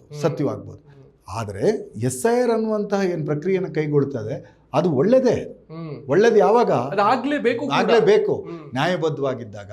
ಕೆಲವು ಸತಿ ಏನಾಗುತ್ತೆ, ನಾವು ಬೇರೆ ಬೂತ್ಗಳಿಂದ ಮತ್ತೊಂದು ಬೂತಿಗೆ ಅಧಿಕಾರಿಗಳು ವರ್ಗಾವಣೆ ಆಗ್ತಾರೆ, ಹೆಣ್ಮಕ್ಳು ಮದುವೆ ಆಗಿ ಹೋಗ್ತಾರೆ, ಹೋದ ಸಂದರ್ಭದಲ್ಲಿ ಎರಡೂ ಕಡೆ ಇರುತ್ತೆ, ಅಲ್ಲೂ ಆ್ಯಡ್ ಆಗಿರುತ್ತೆ, ಇಲ್ಲೂ ಸ್ವಲ್ಪ ಈಗ ನಿಯಮಾವಳಿಗಳು ಸರಿ ಆಗ್ತಾ ಬಂದಿದೆ. ಒಂದು ಕಡೆ ಆ್ಯಡ್ ಮಾಡಬೇಕಾದ್ರೆ ಇನ್ನೊಂದು ಕಡೆ ಡಿಲೀಷನ್ ಫಾರಮ್ ತರಬೇಕು. ಆದರೆ ಅಲ್ಲಿ ಡಿಲೀಷನ್ ಮಾಡಿರ್ತಕ್ಕಂಥ ಅವ್ನು ಸಂಬಂಧಪಟ್ಟಂಥ BLO ಕೊಟ್ಟಿದ್ರು, ಅಲ್ಲಿರ್ತಕ್ಕಂಥ ಆಪ್ರೇಟರ್ ಅದನ್ನು ಡಿಲೀಟ್ ಮಾಡದೇ ಇದ್ದರೆ ಡಬಲ್ ಎಂಟ್ರಿ ಇರುತ್ತೆ. ಆ ಡಬಲ್ ಎಂಟ್ರಿಗಳು ಹೋಗಲಿ, ಸತ್ತೋದವ್ರದ್ದು ಇನ್ನೂ ಪಟ್ಟಿಲಿ ಹೆಸರಿರುತ್ತೆ, ಅದು ಹೊರಟು ಹೋಗೋಕ್ಕೆ. ಇವೆಲ್ಲ ಒಳ್ಳೆ ಪ್ರಕ್ರಿಯೆಗಳೇ, ಅದನ್ನು ಮಾಡಬೇಕಾದದ್ದು ನಡ್ಕೊಂಡೇ ಬಂದಿದ್ದು. ಆದರೆ ಭಾರತದ ಇತಿಹಾಸದಲ್ಲಿ ಮೊದಲ ಬಾರಿಗೆ SIR ಪ್ರಕ್ರಿಯೆ ಅನುಮಾನದಿಂದ ನೋಡಲ್ಪಟ್ಟಿರೋದು. ಅಲ್ಲ, ಇದಕ್ಕೆ ಪೂರಕವಾಗಿ ಇನ್ನೊಂದು ವಿಷಯ ಅಂತಂದ್ರೆ, ಈ ಮಹಾರಾಷ್ಟ್ರ ಬಿಡಿ, ಹರಿಯಾಣದ ಚುನಾವಣೆಯ ಸಂದರ್ಭದಲ್ಲಿ ಕಾಂಗ್ರೆಸ್ ಗೆದ್ದೇ ಗೆಲ್ಲುತ್ತೆ ಅನ್ನುವಂತಹ ವಾತಾವರಣ ಇರುವಂತಹ ಸಂದರ್ಭದಲ್ಲಿ ಸಂಪೂರ್ಣ ಚುನಾವಣೆ ಭವಿಷ್ಯವೇ ಬದಲಾಗಿ ಹೋಯ್ತು ಅಂತ ರಾಹುಲ್ ಗಾಂಧಿ ಅವರು ಈ ವೋಟ್ ಚೋರಿ ಅನ್ನುವಂತಹ ಕ್ಯಾಂಪೇನ್ ಮಾಡೋದ್ರ ಮುಖೇನವಾಗಿ ಕೇಂದ್ರ ಚುನಾವಣಾ ಆಯೋಗ ಮತ್ತು ನರೇಂದ್ರ ಮೋದಿ ಅವರನ್ನ NDA ಸರ್ಕಾರವನ್ನ ಹಿಗ್ಗಾಮುಗ್ಗವಾಗಿ ಬೈದ್ರು, ಆರೋಪ ಮಾಡಿದ್ರು, ಎಲ್ಲವನ್ನೂ ಕೂಡ ಮಾಡಿದ್ರು. ಆಗ ಜ್ಞಾನೇಶ್ ಕುಮಾರ್ ಹೇಳಿರೋದು ಏನು ಕೇಳಿದ್ರೆ, ನಾವು SIR ಪ್ರಕ್ರಿಯೆಯಲ್ಲಿ ಏನ್ ಮಾಡಿದೇವೋ ಅದನ್ನೇ ರಾಹುಲ್ ಗಾಂಧಿ ಅವರು ಮಾಡ್ತಾ ಇದ್ದಾರೆ, ನಾನು ಯಾಕೆ ರಾಹುಲ್ ಗಾಂಧಿ ಅವರಿಗೆ ಉತ್ತರಿಸಬೇಕು ಅನ್ನುವಂತಹ ಪ್ರಶ್ನೆಯನ್ನು ಮಾಡ್ತಾ ಇದ್ದಾರೆ ಅಂತ. ಅಂದ್ರೆ SIR ಪ್ರಕ್ರಿಯೆ ಹೇಗಿರಬೇಕು ಅಥವಾ ಈ ಮತಕಳ್ಳತನ ವಿತ್ ಪ್ರೂಫ್ ರಾಹುಲ್ ಗಾಂಧಿ ಅವರು ಕೊಟ್ಟಿರುವಂತಹ ಸಂದರ್ಭದಲ್ಲಿ ಅದಕ್ಕೆ ಹೊಣೆಗಾರಿಕೆಯಿಂದ ಉತ್ತರ ಕೊಡಬೇಕಾಗಿರುವಂತಹ ಕೇಂದ್ರ ಚುನಾವಣಾ ಆಯೋಗದ ಮುಖ್ಯ ಆಯುಕ್ತರಾಗಿ ಕೂತಿರುವಂತಹ ಜ್ಞಾನೇಶ್ ಕುಮಾರ್ ಈ ರೀತಿಯಾಗಿ ಒಂದು ಉಡಾಫೆಯ ಉತ್ತರವನ್ನ ಕೊಡೋದಿದೆಯಲ್ಲ, ಅದು ಪ್ರಜಾಪ್ರಭುತ್ವದ ಧ್ವನಿಯನ್ನ ಅಡಗಿಸುವಂತ ಪ್ರಯತ್ನ ಅಲ್ವಾ? ಈಗ ನೋಡಿ, 100ಕ್ಕೆ 100 ರಾಹುಲ್ ಗಾಂಧಿಯವರು ಏನು ಇವರು SR ಮಾಡಿ ಮತದಾರರ ಪಟ್ಟಿಯಲ್ಲಿ ಮೃತರಾಗಿದ್ದಾರೆ ಅಂತ ಡಿಲೀಟ್ ಮಾಡಿರ್ತಕ್ಕಂಥ ಜನರನ್ನು ಕರ್ಕೊಬಂದು ಚಾ ಕುಡಿದ್ರು, ಟೀ ಕುಡಿದ್ರು ಅವ್ರ ಜೊತೆ. ಇವರೆಲ್ಲ ಚುನಾವಣೆ ಆಯೋಗದ ಪ್ರಕಾರ ಸತ್ತೋಗಿದ್ದಾರೆ ಅಂತ ಹೇಳಿದ್ದಾರೆ, ಇವರು ಬದುಕಿದ್ದಾರೆ, ಇವ್ರ ಜೊತೆ ನಾನು ಟೀ ಕುಡಿತಿದ್ದೀನಿ ಅಂತ ಅಂದರು. ಅದೇ ಪ್ರಕ್ರಿಯೆಗಳನ್ನು ತೇಜಸ್ವಿ ಯಾದವ್ ಅವರು ಬಿಹಾರ್ನಲ್ಲಿ ಮಾಡಿದ್ರು. ಅದೇ ಪ್ರಕ್ರಿಯೆಯನ್ನು ಮಮತಾ ಬ್ಯಾನರ್ಜಿ ಅವರು ಮಾಡಿದ್ರು. ಸೊ ಇಲ್ಲಿ ಚುನಾವಣಾ ಆಯೋಗ ಒಬ್ಬ ಜವಾಬ್ದಾರಿಯುತವಾದಂಥ ಲೋಕಸಭಾ ಸದಸ್ಯನಿಗೆ ನೀವು ಹೇಳಿದರೆ ಅದನ್ನು ನಮಗೆ ದಾಖಲೆ ನೀವು ಕೊಟ್ಟಿದ್ದೀರಿ, ನಾವು ಆ ತಪ್ಪನ್ನು ತಿದ್ಕೋತೀವಿ, ನಾವು ಇಷ್ಟು ದೊಡ್ಡ ಪ್ರಕ್ರಿಯೆಯನ್ನು ಮಾಡುವಾಗ ತಪ್ಪುಗಳು ನಡೆದಿದೆ, ನಾವು ತಿದ್ಕೋತೀವಿ ಅಂತ ಹೇಳೋ ಬದಲು ನಿಮ್ಮ ಮೇಲೆ ಕಾನೂನು ಕ್ರಮ ಜರುಗಿಸ್ತೀವಿ, ನೀವು ಪ್ರಮಾಣ ಪತ್ರ ಕೊಡಿ ಅಂತ ಹೇಳಿ ಒಬ್ಬ ವಿರೋಧ ಪಕ್ಷದ ನಾಯಕರಿಗೆ, ಛಾಯಾ ಪ್ರಧಾನಮಂತ್ರಿಗೆ ಧಮಕಿ ಹಾಕುವ ಶೈಲಿಯಲ್ಲಿ ಒಬ್ಬ ಜ್ಞಾನೇಶ್ ಕುಮಾರ್ ಮಾತಾಡ್ತಾರೆ ಅಂತಂದರೆ ಮೋದಿ ನಿಷ್ಠರಾಗಿ ನನಗನ್ಸುತ್ತೆ ಅವರೇನೋ ಅಮಿತ್ ಶಾ ಬ್ರದರ್ ಆಗಿ ಕೆಲಸ ಮಾಡ್ತಿದ್ದಾರೆ ಅಂತ. ಅಮಿತ್ ಶಾ ಬ್ರದರ್ ಆಗಿ ಕೆಲಸ ಮಾಡ್ತಿದ್ದಾರೆ ಅಂತ ನಾನು ನೇರವಾಗಿ ಹೇಳ್ತೀನಿ. ಯಾಕಂದರೆ ಅನ್ಯಾಯಕ್ಕೆ ಒಳಗಾದವನು ನಾನು ವೈಯಕ್ತಿಕವಾಗಿ. ಈ ಅನ್ಯಾಯನ ಚುನಾವಣಾ ಆಯೋಗ ನಾನು ಅಕಸ್ಮಾತ್ ಗಮನಿಸದೆ ಹೋಗಿದ್ರೆ ಇವರು ಮಾಡಿರೋ ತಪ್ಪಿಗಾಗಿ ನಾನು ಉತ್ತರ ಕೊಟ್ಕೊಂಡು ಕೂರಬೇಕಲ್ಲ. ನನ್ನ ಜವಾಬ್ದಾರಿಯುತ ಜನ ಏನು ಯೋಚನೆ ಮಾಡ್ತಾಯಿದ್ರು, ನೀವೊಬ್ಬ ವಕೀಲರಾಗಿದ್ರಪ್ಪ, ಇದನ್ನು ಯಾಕೆ ಗಮನಿಸಲಿಲ್ಲ, ನೀವೊಬ್ಬ ಜವಾಬ್ದಾರಿಯುತ ಮನುಷ್ಯರಾಗಿದ್ದರೆ ನೀವು ಯಾಕೆ ಮ್ಯಾಪಿಂಗ್ ಸಂದರ್ಭದಲ್ಲಿ ನಿಮ್ಮ ಮತಗಟ್ಟೆ ಅಧಿಕಾರಿಗಳನ್ನು ಭೇಟಿಯಾಗಲಿಲ್ಲ ಅಂತ ಕೇಳಲ್ವಾ? ಆದರೆ ಭಾರತದ ಪದ್ಧತಿ ಏನಿದೆ, ಮತದ BLOಗಳನ್ನು ಯಾವ ಸಾರ್ವಜನಿಕರು ಸಹಿತ ಚುನಾವಣೆ ಸಂದರ್ಭದಲ್ಲಿ ಹೊರತುಪಡಿಸಿ ಬೇರೆ ಯಾವ ಸಂದರ್ಭದಲ್ಲೂ ಅವ್ರನ್ನ ಭೇಟಿಯಾಗಕ್ಕೆ ಹೋಗೋದಿಲ್ಲ. ಅವ್ರು ನಡೀತಿರ್ತಕ್ಕಂಥ ಪ್ರಕ್ರಿಯೆಗಳು ಮತ್ತು ಈ ರೀತಿಯ ಮ್ಯಾಪಿಂಗನ್ನು ಮಾಡ್ತಿದ್ದೇವೆ ಅಂತೇಳಿ ನಾಗರಿಕ ಸಮಾಜಕ್ಕೆ ತಿಳಿಸಬೇಕಾದಂಥ ಹೊಣೆಗಾರಿಕೆ ಚುನಾವಣಾ ಆಯೋಗದ್ದೇ ಇದೆ. ಅದಕ್ಕೆ ಅವರು ಸರ್ಕಾರಗಳನ್ನು ಬಳಸ್ಕೊಂಡು ಆದರೆ ಅದರಲ್ಲಿ ಏನು ಹೇಳ್ತಾನೆ ಅಂತಂದರೆ ಆ SIR ಇದರಲ್ಲಿ ನೋಡಿ, ಈ ರೀತಿ ಎಲ್ಲ SIR ಎಲ್ಲ ಮ್ಯಾಪ್ ಮಾಡಿ ಆದಮೇಲೆ ಈ ಪಟ್ಟಿಯನ್ನು ನೀವು ದಾಖಲಿಸಿ ದೃಢೀಕರಿಸಿ ಇಟ್ಕೊಳ್ಳಿ, ಯಾವುದೇ ರಾಜಕೀಯ ಪಕ್ಷಗಳು ಕೊಡಬೇಡಿ ಅಂತ ಹೇಳ್ತಾನೆ.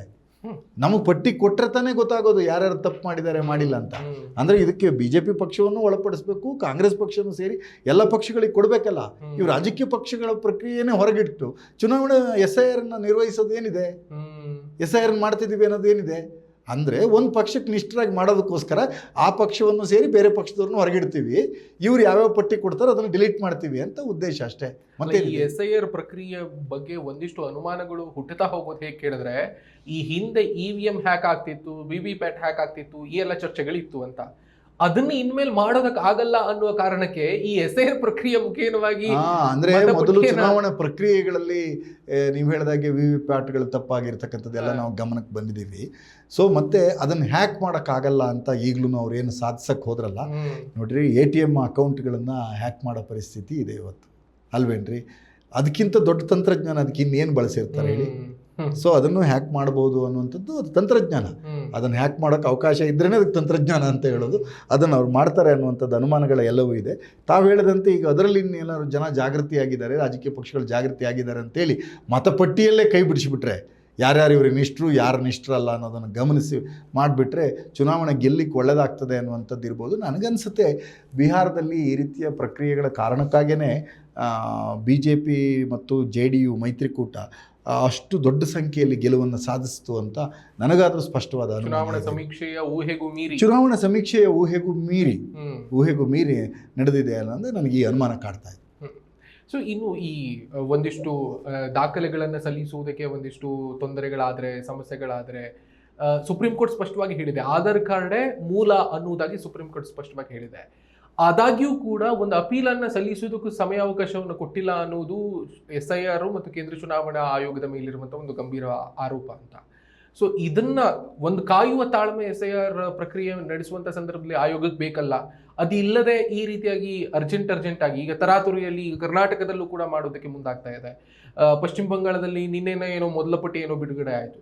ಸೊ ಈ ಎಲ್ಲ ಒಂದಿಷ್ಟು ಗೊಂದಲಗಳು, ಎಷ್ಟೋ ಲಕ್ಷಾಂತರ ಕೋಟ್ಯಂತರ ಈ ಹಿಂದೆ ಮಾಡಿರುವಂತಹ ಮೊದಲ SIR ಪ್ರಕ್ರಿಯೆ ಸಂದರ್ಭದಲ್ಲಿ 10, 11, 12 ರಾಜ್ಯಗಳನ್ನು ಸೇರಿದರೆ 50 ಕೋಟಿ ಸಮಥಿಂಗ್ ಏನೋ ಮತಪಟ್ಟಿ ಇದ್ದದ್ದು, ಅದಕ್ಕೆ 10 ಕೋಟಿ ಸಮಥಿಂಗ್ ಏನೋ ಕಡಿಮೆ ಆಯಿತು ಮತಪಟ್ಟಿ ಹೊರಗೆ ಬಂದಂತಹ ಸಂದರ್ಭದಲ್ಲಿ. ಇದೆಲ್ಲವೂ ಕೂಡ ಮತದಾನದ ಹಕ್ಕನ್ನು ಕದಿಯುವಂತಹ ಪ್ರಯತ್ನದ ಜೊತೆಗೆ ಇಡೀ ಪ್ರಜಾಪ್ರಭುತ್ವದ ವ್ಯವಸ್ಥೆಗೆ ಒಂದು ಹಂತಕ್ಕೆ ಮಾರಕ ಅನ್ನುವ ರೀತಿಯಲ್ಲಿ ಆಗ್ತಾ ಇದೆಯಲ್ಲ. ಈ ತರಾತುರಿಯ ನಿರ್ಧಾರಕ್ಕೆ ಕೇಂದ್ರ ಸರ್ಕಾರ ಅಥವಾ ಕೇಂದ್ರ ಚುನಾವಣಾ ಆಯೋಗ? ಅಲ್ಲ, ಇದರಲ್ಲಿ ಅವರು ಹೇಳ್ತಕ್ಕಂಥ ವಾದ ಏನು ಅಂದರೆ ನಾವು 25 ವರ್ಷಕ್ಕೊಂದ್ಸತಿ ಮಾಡ್ತಾ ಇದ್ದೀವಿ, 2002ರಲ್ಲಿ ಮಾಡಿದ್ದೀವಿ, 2025ಕ್ಕೆ ಮಾಡ್ತೀವಿ ಅಂತ. ಅಟ್ಲೀಸ್ಟ್ ಅವರೊಂದು ವಿವೇಕವನ್ನು ಬಳಸ್ಬೋದಿತ್ತು. ಎಲ್ಲಿ ಚುನಾವಣೆ ಡ್ಯೂ ಇದೆ ಅವ್ರಿಗೆ ಗೊತ್ತಿದೆ, ಅಂಥ ರಾಜ್ಯಗಳಲ್ಲಿ 2 ವರ್ಷ ಮುಂಚೆ ಕೈಗೊಳ್ಬೋದಾಗಿತ್ತು. ಒಂದು ವಿಶೇಷವಾದಂಥ ನೋಟಿಫಿಕೇಷನ್ ಮಾಡಿ ಇಂಥ ಕಾರಣಕ್ಕಾಗಿ 2 ವರ್ಷ ಮುಂಚೆ ಅದನ್ನು ಕೈಗೊಳ್ತೀವಿ, ಇಲ್ಲವೇ ವಿಧಾನಸಭೆ ಚುನಾವಣೆ ಮುಗಿದ ಕೂಡಲೇ ಮಾಡ್ತೀವಿ ಅಂತ ಮಾಡ್ಬೋದಾಗಿತ್ತು. ಆ ಚುನಾವಣಾ ಆಯೋಗದ ಚುನಾವಣೆ ಚಾಲ್ತಿ ಇರುವ ಪ್ರಕ್ರಿಯೆ ಇರುವ 3-4-5 ತಿಂಗಳ ಮುಂಚೆನೇ SIR ಚಾಲ್ತಿ ಮಾಡಿ, ಈಗ ಇದು ವೋಟರ್ ಲಿಸ್ಟ್ ಕೊಡ್ತೀವಿ ಮತ್ತು ವೋಟಿನ ಹಿಂದಿನ ದಿವಸಕ್ಕೆ ಒಂದು ವೋಟರ್ ಲಿಸ್ಟ್ ಕೊಡ್ತೀವಿ, ದಟ್ ಈಸ್ ಫೈನಲ್ ಅಂತ ಹೇಳ್ತಾ ಇದ್ದಾರೆ.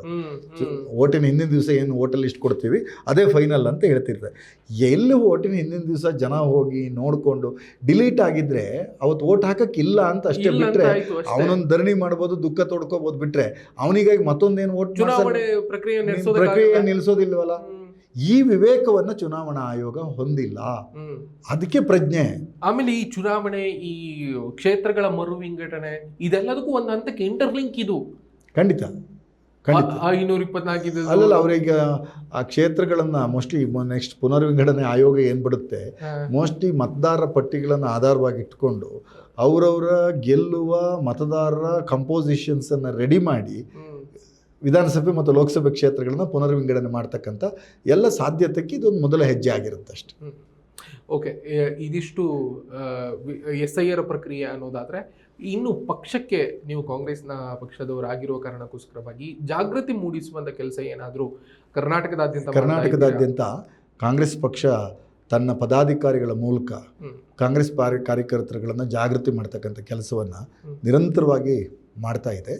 ಅದು ಜಾಗೃತಿ ಆಗಿರೋದ್ರಿಂದ ಸ್ವಲ್ಪ ಮಟ್ಟಿಗೆ ನಾನು ಜಾಗೃತಿ ಆದೆ ಅಂತ ಅನ್ಕೋಬೋದು.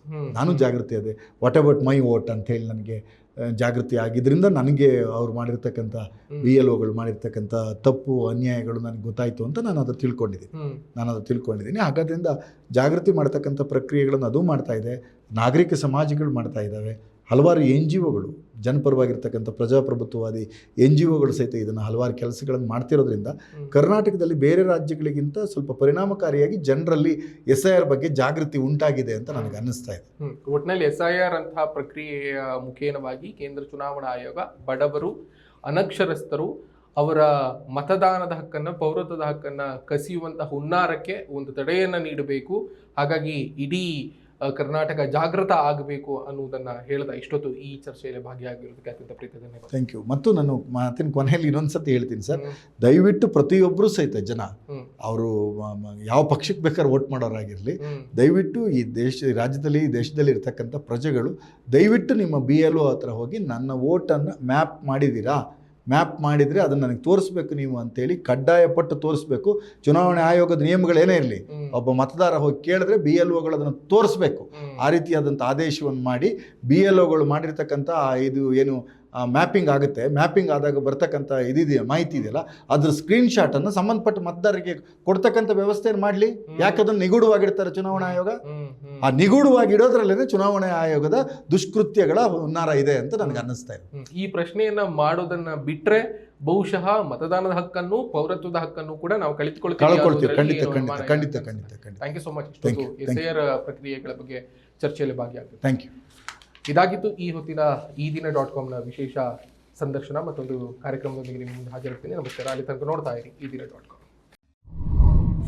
ಮತ್ತಷ್ಟು ವಿಶೇಷ ವಿಡಿಯೋಗಳನ್ನು ನೋಡಲು ಮತ್ತು ಹೊಸ ವಿಡಿಯೋಗಳ ಬಗ್ಗೆ ತಿಳಿಯಲು eDina.com ಯೂಟ್ಯೂಬ್ ಚಾನೆಲ್ ಸಬ್ಸ್ಕ್ರೈಬ್ ಮಾಡಿ ಮತ್ತು ಬೆಲ್ ಐಕಾನ್ ಕ್ಲಿಕ್ ಮಾಡಿ.